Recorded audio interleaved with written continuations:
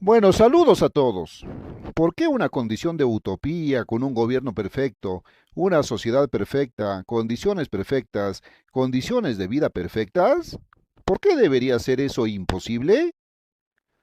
Donde todos aman a los demás, donde todos quieren cooperar y ayudar a todos los demás y todos los que intentan ayudarlos estamos tratando de ayudarnos unos a otros. Y si todos pudiéramos hacer eso, qué lindo sería. Bueno, ¿qué tiene de malo? ¿Por qué no podemos tener ese tipo de condición en la Tierra? ¿Me dices que no podemos tener nada parecido a una utopía? Ahora bien, ¿qué esperan los científicos hoy? Bueno, yo diría que hay tres cosas principales. Una, algunos de ellos esperan con ansias un siglo XXI mágico, un momento en el que habrá tantos más dispositivos de los que tenemos ahora que se eliminará el trabajo. No tendremos ningún trabajo que hacer y puedes simplemente estar inactivo y tranquilo sentado todo el tiempo sin nada que hacer. De toda la infelicidad que se me ocurre, esta es la condición más infeliz. No quisiera nada de eso, pero eso es lo que ellos describen como felicidad. Hablan de su cielo donde lo único que hacen es sentarse sin nada que hacer para siempre, excepto mirar el rostro de Cristo. No, eso no es lo que Dios tiene para nosotros. Él tendrá algo que hacer para nosotros. Él nos llamó para algo que ahora hacer. No, estamos obteniendo algunas de esas cosas. Recuerdo haber escrito hace varios años sobre lo que la ciencia ve por delante, en el libro, El maravilloso mundo del mañana. Y dije que habría un... ¿Qué tipo de cocina? Oh, estos hornos que tienen ahora, de todos modos, los tenemos ahora. Supongo que todo el mundo los tiene y no sé si probablemente esté destruyendo la comida.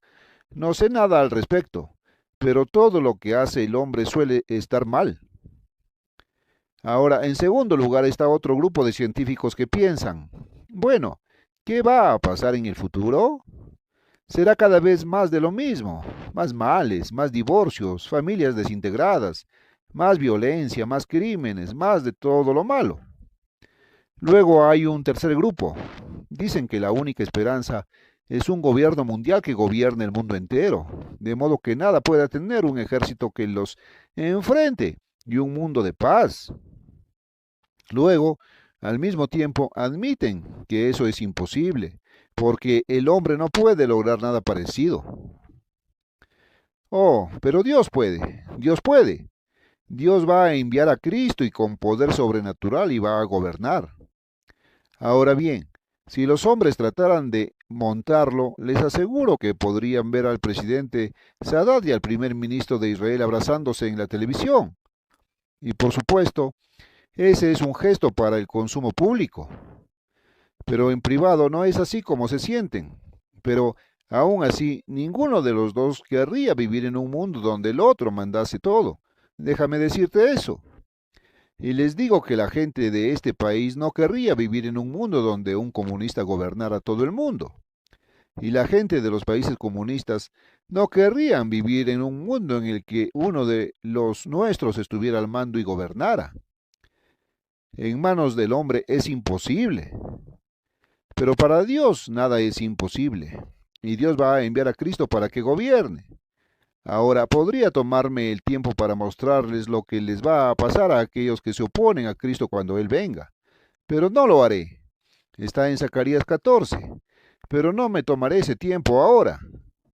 Pero cuando Jesucristo venga, permítanme mostrarles cuál es la condición en la tierra en ese momento. Va a ser muy, muy terrible y lo encontrará aquí en Mateo 24, versículo 21 y 22. Habrá entonces una gran tribulación. Ahora estamos justo en el umbral de eso ahora mismo. Gran tribulación, tal como nunca ha sido desde el principio del mundo hasta ahora ni jamás lo será. Y si aquellos días no fuesen acortados, nadie sería salvo. Vivo. Mateo 24, 21, 22. La traducción de Moffat tiene eso. No habla de salvación espiritual, sino que significa salvado vivo en esta vida. Ahora bien, justo antes de ese tiempo, sin embargo, encontrará en el versículo 14 aquí cómo. Este evangelio del reino será predicado en todo el mundo. Mateo 24:14. Y será, esa es la señal de su venida. Ahora bien, si hubieran sido engañados con otros evangelios, de lo contrario eso no sería señal de nada. Si hubieran estado escuchando el mismo evangelio todo el tiempo. Esa es la señal, el hecho de que estamos llevando el evangelio del reino al mundo. Y no es solo para hacer ruido en los Estados Unidos, es para todo el mundo. Ahora, cuando venga el gobernante del nuevo mundo, él vendrá ya coronado con muchas, muchas coronas. El capítulo 19 del Apocalipsis y comenzando con el versículo 6. Y oí como la voz de una gran multitud, y como la voz de muchas aguas, y como la voz de grandes truenos, que decían, Aleluya, porque el Señor Dios omnipotente reina. Os leí la profecía de que Jesús era quien viene a gobernar, viene a reinar, viene como rey, también como salvador. Por supuesto que es ambas cosas. Alegrémonos y démosle honra porque han llegado las bodas del Cordero y su esposa se ha preparado. Apocalipsis 19, 6, 7. Una cosa sobre lo que quiero llamar su atención, y eso me trae a la mente, en la que no había pensado antes, es que dice en Ageo, que está justo antes de Zacarías, y Zacarías es el penúltimo libro del Antiguo Testamento, que el templo, aparentemente el templo que estaban construyendo sería mucho más glorioso que el templo anterior, que era el templo de Salomón. Ahora bien, el templo que construyeron no era tan glorioso como el templo de Salomón, pero estaban construyendo el templo al que Cristo vendría. Y decía que este último templo, este templo de los últimos días, y el templo al que Cristo vendrá, será un templo mucho más glorioso que el templo de Salomón. Ahora piensa en eso. Bueno, en algunas de las cosas que he estado escribiendo y en algunos de los libros que están saliendo, todo eso será explicado, porque Dios ha estado revelando todo eso. Y la iglesia es el templo al que Cristo viene, y Él viene.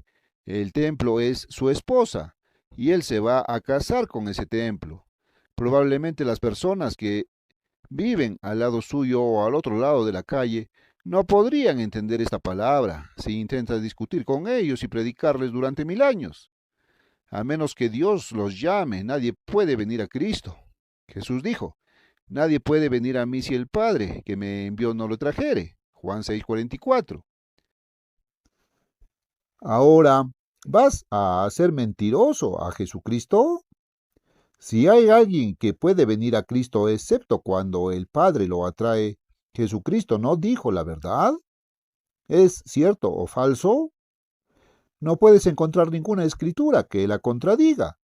Dios nos ha llamado a un trabajo que debemos realizar. Ha llamado a todos para un deber, y nadie ha sido llamado sino para un deber. Y cada vez ese deber era prepararse para el reino de Dios. Ahora, volvamos a la iglesia primitiva. ¿De dónde obtuvo la iglesia primitiva la verdad en la que creía? Dice que todos debemos hablar lo mismo. Todos debemos creer por igual. ¿De dónde sacaron esa creencia? ¿De dónde la sacaron? ¿Nombraron un comité de algunos de sus sabios? ¿Puedes encontrar eso en la Biblia? ¿Tenía la iglesia primitiva un comité doctrinal? ¿De dónde sacaron su doctrina? ¿Dónde sabían qué creer? Lo obtuvieron de los apóstoles. ¿Y de dónde lo obtuvieron los apóstoles? Cristo les enseñó. Ahora bien, ¿cómo obtuvieron la doctrina que creen? La obtuvieron de los apóstoles. ¿Cómo la conseguí? Volvamos a Gálatas por un momento. Me habéis oído usar esto muchas veces. Creo que comienza con el primer capítulo de Gálatas, donde Pablo dice, Os certifico, hermanos, que el evangelio que por mí ha sido predicado no es de hombre, porque ni lo recibí de hombre, ni lo aprendí, excepto sino por revelación de Jesucristo. Gálatas 1, 11, 12. Pablo dice más tarde, ¿no he visto a Cristo? Primera de Corintios 9:1. ¿No he estado con Cristo? Estuvo 3 años en Arabia y no se dice nada de lo que pasó allí. Bueno, ahí es donde Cristo tenía que venir, e incluso después de su resurrección al cielo, Cristo se le apareció de alguna manera, en persona y le enseñó a Pablo. Y cuando Pablo fue a Jerusalén, descubrió que lo que Cristo le enseñó era exactamente lo mismo que Cristo les había enseñado a esos apóstoles. Y déjame decirte que lo que Cristo me enseñó hoy es exactamente lo mismo que les enseñó a aquellos apóstoles originales. Ahora bien, cuando agradó a Dios que me separó desde el vientre de mi madre y me llamó a su gracia para revelar a su Hijo en mí, para que yo pudiera predicarlo entre las naciones, inmediatamente no consulté con carne y hueso. Gálatas 1:15-16. Yo tampoco, hermanos, yo no fui a un seminario teológico. No, Jesucristo es la palabra viva de Dios, la palabra personal de Dios en persona. La Biblia es la palabra de Dios escrita. Ahora, la única diferencia es que esto es por escrito y Él es en persona. Pero el mensaje es el mismo, la verdad es la misma, absolutamente, de cualquier manera. Dios me enseñó aquí, Dios me llevó a una condición en la que Él simplemente borró mi mente de todo lo que alguna vez había creído. Y no conozco a ningún otro líder religioso que alguna vez haya sido llevado a la verdad de esa manera. No conozco a ninguno. Ahora bien, como dije, lo primero que hará Cristo cuando venga es deponer a Satanás. Entonces Él comenzará a llamar a todos esos. Entonces todos serán llamados para la salvación. Cristo viene como Rey de Reyes y cuando venga ya estará coronado. Ahora, quería leerte eso y luego me desvié. Volvamos a ello otra vez. Apocalipsis 19. Retomemos nuevamente el versículo 11. Y vi el cielo abierto y aquí un caballo blanco, y el que lo montaba se llamaba Fiel y Verdadero, y con justicia juzga y pelea. Sus ojos eran como llama de fuego, y en su cabeza había muchas coronas. Él ya estará coronado cuando venga. La ceremonia de coronación se hará arriba en el cielo antes de que Él venga. No vamos a asistir a esa ceremonia. Y tenía un nombre escrito que nadie conocía sino él mismo, y estaba vestido con una vestidura teñida de sangre, y se llamaba su nombre el Verbo de Dios. Él es el Verbo de Dios, y los ejércitos que estaban con él en el cielo. Apocalipsis 19, 12, 14. Y en el capítulo 25 de Mateo encontrarás que son todos los santos ángeles, no los que estaban en la tierra y eran ángeles pecadores, pero todos los santos ángeles. Lo seguían en caballos blancos, vestidos de lino fino, blanco y limpio, y de su boca salía una espada aguda, para herir con ella a las naciones, porque van a pelear contra él, y no lo van a querer, van a decir que es el anticristo, y él los regirá con vara de hierro, y pisa el lagar del vino del furor, de la ira de Dios Todopoderoso. Y en su vestidura y en su muslo tiene un nombre escrito: Rey de Reyes y Señor de Señores. Apocalipsis 19, 14 al 16. Ahora, habrá otros reyes. Él será el Rey de Reyes. Dios sí revela algo así como la estructura organizativa del gobierno. Él viene como el gobernante. Ahora, si van conmigo a Jeremías 30 por un momento y al versículo 9. Pero servirán al Eterno su Dios. Jeremías 39. Ahí es cuando Cristo viene, se trata de aquí. Versículo 7. Ay, porque grande será aquel día y no habrá otro. Igual, es incluso el tiempo de angustia de Jacob. Y Dios dice: romperé el yugo de su cuello y él nos librará. Pero ya no servirán más a aquel pueblo, sino que servirán al Eterno su Dios y a David su rey, a quien yo les levantaré. Jeremías 30 del 7 al 9. Parafraseado.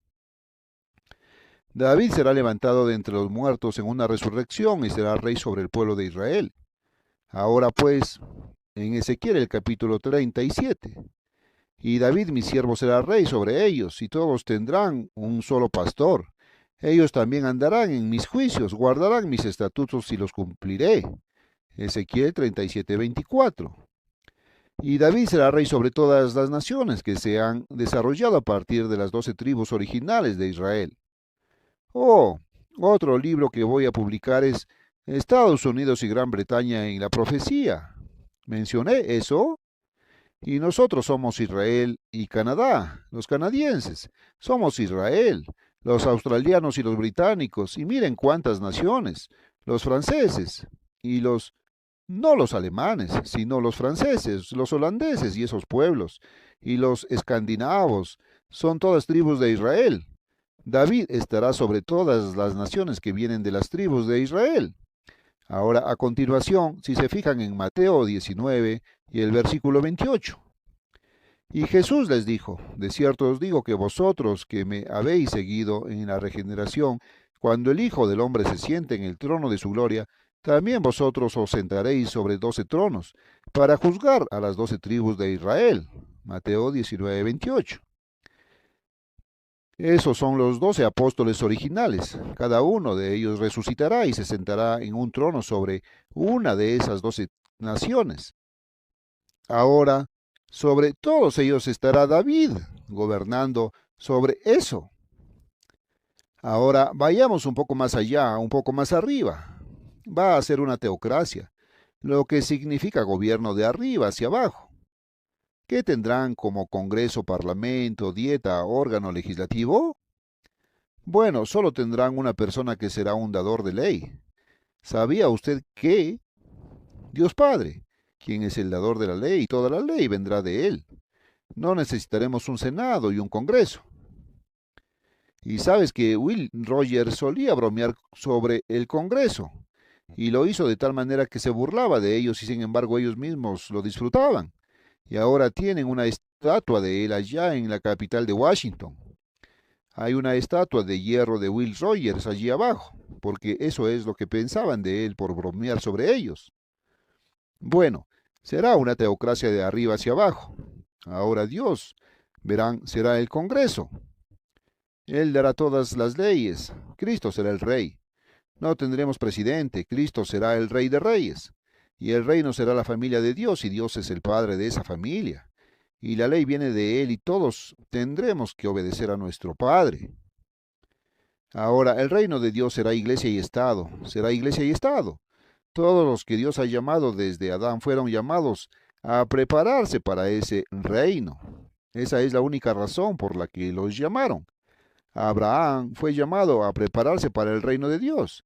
Y tal vez será mejor que regresemos y veamos un poco de eso. Descubrirás que a Abraham se le llama el padre de los fieles. Y todas las promesas que tenemos de vida eterna o salvación se basan en las promesas que Dios le hizo a Abraham.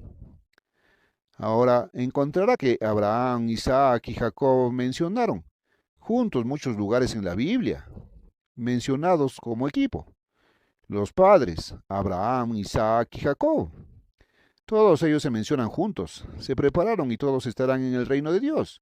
Y una vez Cristo dijo a los fariseos, veréis a Abraham, a Isaac, a Jacob y a todos los profetas en el reino de Dios, y vosotros seréis excluidos.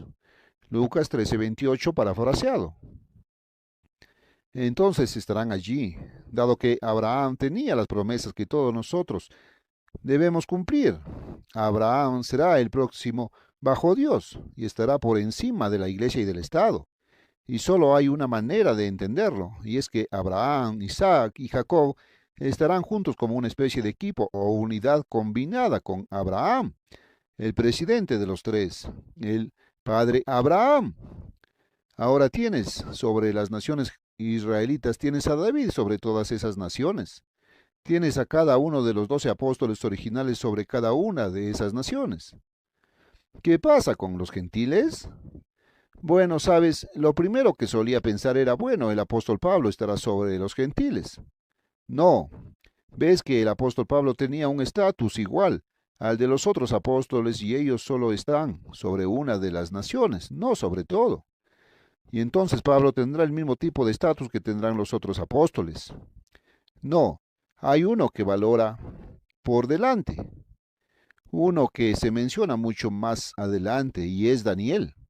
y Daniel estaba entrenado y prácticamente dirigía el primer imperio mundial que jamás haya existido. Y aunque era un imperio pagano, Daniel gobernó a la manera de Dios. Daniel oraba 3 veces al día. Daniel nunca se apartó de Dios y lo hacía en circunstancias muy difíciles. Daniel calificó. Ahora Pablo, Apolos, Bernabé, todos ellos serán cabezas de las naciones gentiles en el reino de Dios. Ahora bien, hay otra cosa que quiero que notes. El capítulo 17 de Mateo. Mateo 17, los primeros 7 versículos. 6 días después, Jesús tomó a Pedro, a Santiago y a Juan, su hermano de Santiago, y los llevó aparte a un monte alto y se transfiguró delante de ellos.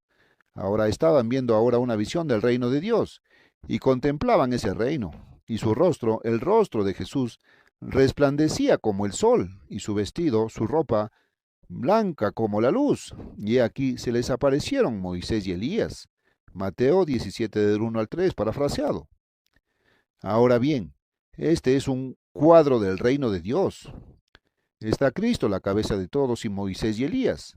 No puedo concebir que Abraham estuviera bajo Moisés o Elías, porque él era realmente el padre de ellos, en cierto modo.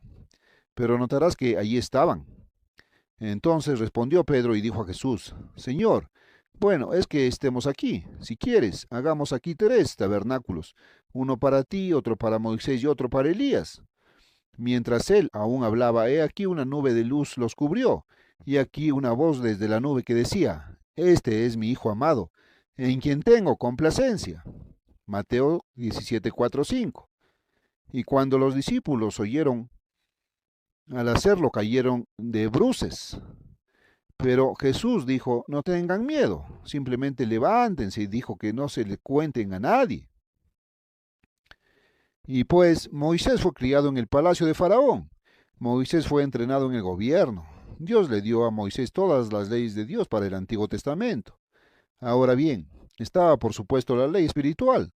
Tenían leyes sustitutivas, una ley sacrificial sustitutiva de la sangre de Cristo. Tenían otra ley física sustitutiva de rituales, carnes y bebidas y ofrendas carnales y cosas de esa clase, como sustituto del Espíritu Santo. Pero Dios dio su gobierno a través de Moisés y él fue un dador de leyes para el hombre. Moisés entonces bajo Abraham, Isaac y Jacob estará sobre todos los gobiernos. Estará sobre David, él estará sobre Daniel, y ellos estarán sobre todas las demás naciones. Ahora bien, Elías fue el hombre que restauró el conocimiento de Dios en Israel y se habían olvidado por completo. Él es quien les devolvió los mandamientos de Dios. Él es quien dijo: Si Dios es Dios, ponte aquí, de su lado, levántate y sé contado.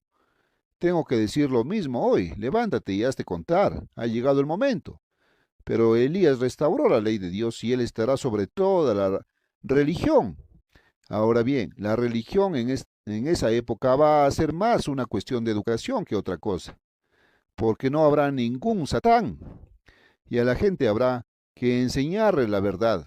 Sin duda, Elías estará por encima de toda la religión, y lo encuentras en el capítulo 25 de Mateo. Antes de que Cristo venga, serán reunidas todas las naciones. Él las separará como el pastor separa las ovejas de los cabritos, y las ovejas a su derecha y cabras a su izquierda. A los de la derecha les dirá: Venid, benditos de mi Padre, heredad del reino. Mateo 25, 32 al 34, parafraseado. Heredarán el reino de Dios. Ahora, él no dice si lo heredarán en ese momento o al final del milenio, pero el hecho de que él diga que entonces parece que lo heredarán en ese momento. ¿Qué tiempo tan maravilloso va a ser? Ese es el tipo de gobierno que vamos a tener y que esperamos con ansias. Ahora bien, regresemos y echemos un vistazo rápido. Y no leeré todo lo que tenía aquí, pero les daré una parte. El capítulo 11 de Isaías, comenzando con el versículo 6. El lobo habitará con el cordero y el leopardo se echará con el cabrito, y el becerro, el cachorro del león y el animal gordo juntos, y un niño guiará a ellos. Isaías 11:6. Sabes que tenemos un emblema de un niño pequeño y un león, y luego un corderito con ellos como emblema de ese tiempo. y lo usamos mucho, lo han visto impreso en muchísimos lugares. Y la vaca y el oso pacerán, sus crías se echarán juntas, y el león comerá paja como el buey. En otras palabras, comerán heno, y se convertirán en vegetación en lugar de carne cruda y cruda. Y el niño de pecho jugará en la cueva del áspid, una serpiente mortal, pero la serpiente no le hará daño. Y el destetado niño pondrá sus manos sobre la guarida de la víbora, que es otra clase de serpiente, y no harán daño ni destruirán en todo mi santo monte, porque la tierra estará llena del conocimiento del Eterno, tan llena como los fondos oceánicos están llenos de agua. Isaías 11 del 7 al 9. ¿Cuánto del conocimiento del Señor hay hoy en la tierra? Y mira los problemas que estamos teniendo. Bueno, puedes continuar y leer un poco más. En aquel día habrá raíz de Isaí, que es el Cristo. A él buscarán los gentiles, y vendrá en aquel día y extenderá su mano por segunda vez para recobrar el remanente de su propio pueblo Israel. Isaías 11, 10, 11, parafraseado. Entonces obtendrás a los gentiles e Israel y a todos, y la salvación va a llegar a todos. Ahora pasemos solo un par de páginas al capítulo 14, y solo un par de versos pequeños aquí, el séptimo y el octavo, hablando de este mismo tiempo.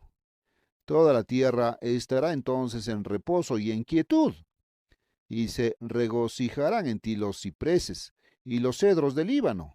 Los cedros del Líbano, ya no quedan muchos de ellos, diciendo, desde que estás acostado, se habla de Satanás allí, ningún mal se enfrenta a nosotros. Isaías 14, 7, 8. Para derribarnos, hasta los árboles gritarán de alegría. Ese es el reino de Dios, y qué tiempo tan glorioso, qué tiempo tan maravilloso. Ahora, para terminar, solo quiero repetir este folleto, quiero mencionar, ¿qué quiere decir con conversión?